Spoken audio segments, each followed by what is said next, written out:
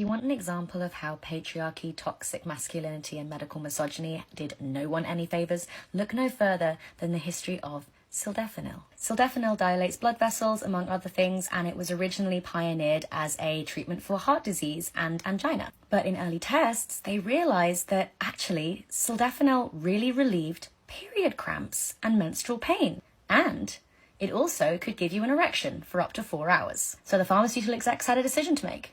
Where would the funding go for sildenafil? Women and their period cramps? Nah, women have been fine dealing with menstrual pain. Heart disease and angina then? That's for everyone. Is it really that important though? Is it really that important to solve heart disease and angina when we could get erections that last for 4 hours? Anyway, so that's the history of Viagra.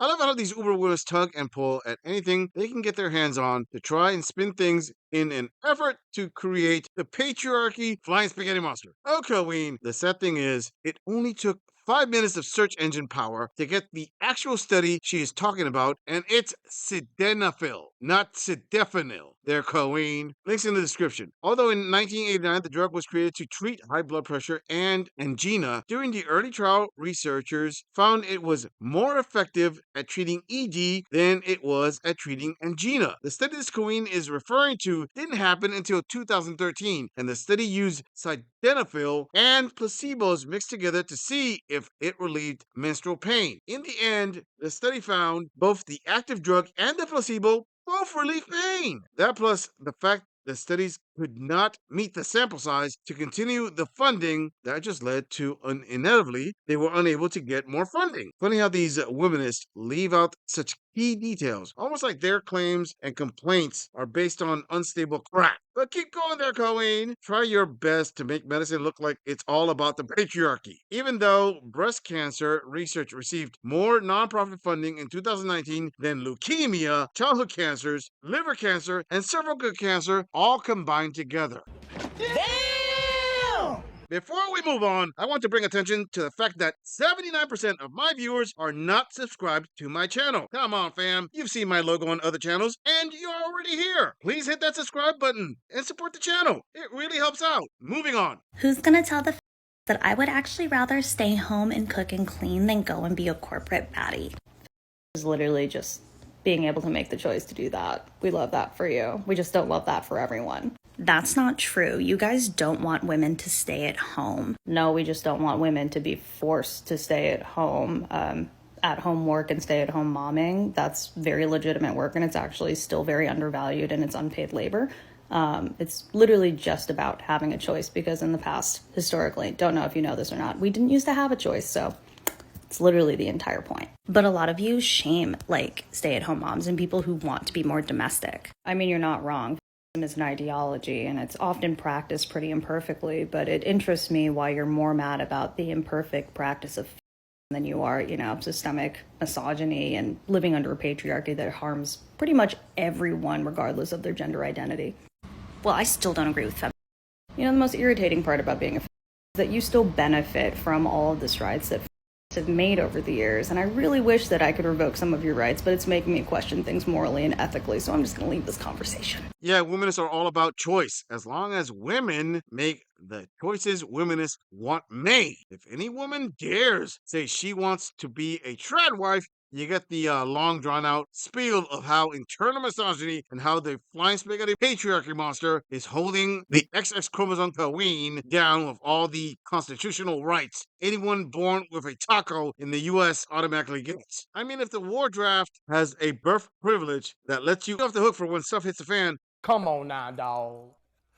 Come on, man. Yeah, the womanists don't want women to be forced to adhere at-home maker work. But then, questions. Can any of you taco-having extremists show an example of one law in the US that obligates women to be stay-at-home mothers? Go ahead, I will wait.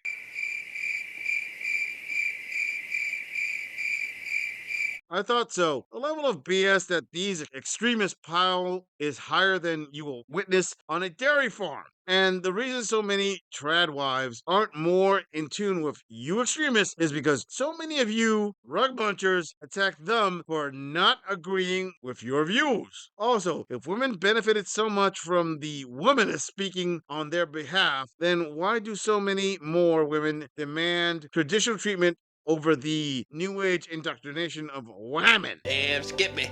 Moving on. Why a man keeps you around but doesn't commit. This is straight from the mouths of all of my closest guy friends. I did the research for you guys so you don't have to. Here's the key factor. Attention and commitment from a man are two very different things. Attention is really cheap and it's really easy for him to give. And a lot of times women confuse that as like sincere interest in pursuing a relationship. So therefore, according to my guy friends, if a guy is texting you all the time, it doesn't mean he eventually wants to make you his girlfriend necessarily. A lot of insecure men will surround themselves with a lot of women because it feeds their ego. It makes them feel better about themselves to have women constantly texting them, constantly surrounded by them, constantly wanting to hang out with them. It's bad vibes. Like I'll say that outright. It's like boy vibes for sure. But that's just to demonstrate that attention does not equal commitment. Unfortunately, women who don't love themselves or value themselves will accept these little scraps of attention.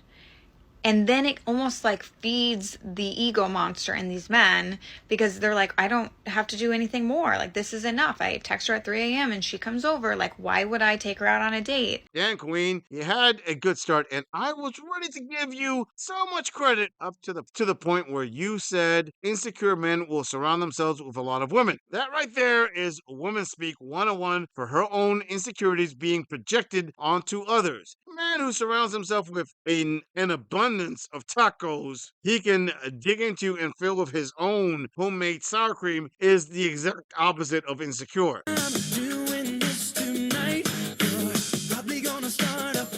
Maybe this queen is not informed, but women will not huddle over an insecure man. In the least, they get all moist for the Chad/Iron who is going to lay pipe like if he worked for the city drainage infrastructure department. I give you 2 claps and a Ric Flair.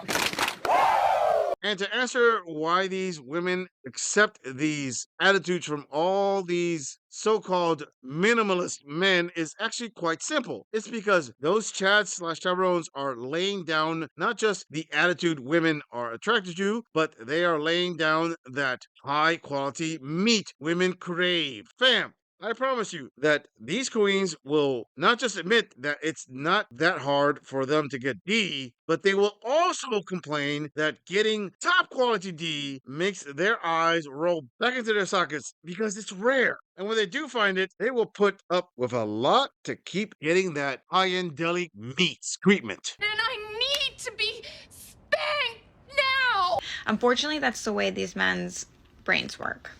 That's why I would really advise if you are talking to a guy and he isn't asking you out, like to meet on a dinner date within a week of you talking, a week of you meeting, then he's going to waste your time. Like, cut it off at the root before you even catch feelings. It's not like necessarily a man should be committing to you super quickly because you don't want a man who's just looking to fill a void either.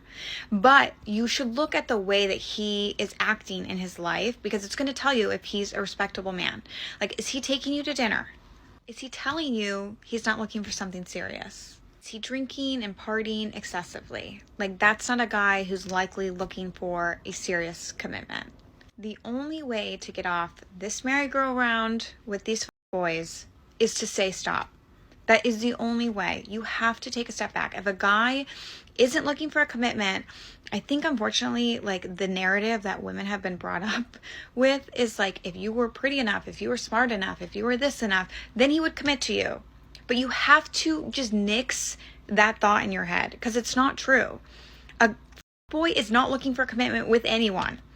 Like with Miss Universe or the girl in his hometown. He's not looking for a commitment, period. It's not about you. Wow, this queen is completely infatuated with F-boys. Notice she didn't mention Mr. Average at any time in her rant so far. It's all about the F-boys and them committing to women. It's not surprising at all, since Mr. Average is completely invisible to queens like this one. I am not making this up. She is the one going on the rant on F-boys, aka the D these modern day queens want for the long-term commitment. Let's be 100 here. Fam, if these queens would have been dating average men, they would not have even made one mention of F-boys. The chat was great. Hey, she's the one advertising what her taco craves, not me. I didn't put words in her mouth. Ladies, if your tacos get all hot and bothered for the sour cream of an F-boy, hey, it's not judgment on the part of my male viewers. You are the ones who put your business out there. My male viewers just tuned in and put in their 2 cents. Hey, if you queens want your eggs cracked by Chaz and Tyrone's, that's on you. Just don't be all dramatic when they leave their deposits and then drop the deuces on you to raise their seed with the beta imp chumps that make you drier than a Mojave Desert. The thirst always wins. Boy doesn't know a good thing in front of him. A top tier man does. A top tier man who's looking for a commitment does. Clear out the space. If a guy isn't looking to commit, if all the red flags are there and you've been ignoring them, cut him off.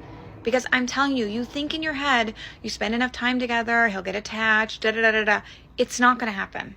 You cannot change a man. A man has to want to change for you. And you will break your own heart wanting that from him. If he doesn't want to change, he won't. Love yourself more than the idea of this man loving you. This man choosing you. Choose yourself instead. And train yourself to see his lack of commitment as disgusting. Like his lack of intention, it really is gross, honestly. These boy vibes, disgusting. It's disgusting. A top tier man who holds emotional space for you, who takes you to dinner, who calls you routinely, who's consistently earning your trust, that's train yourself to only desire that. You do not have to prove your worth to anybody because you're that. Mama say that happiness is from magic rays of sunshine that come down when you're feeling blue.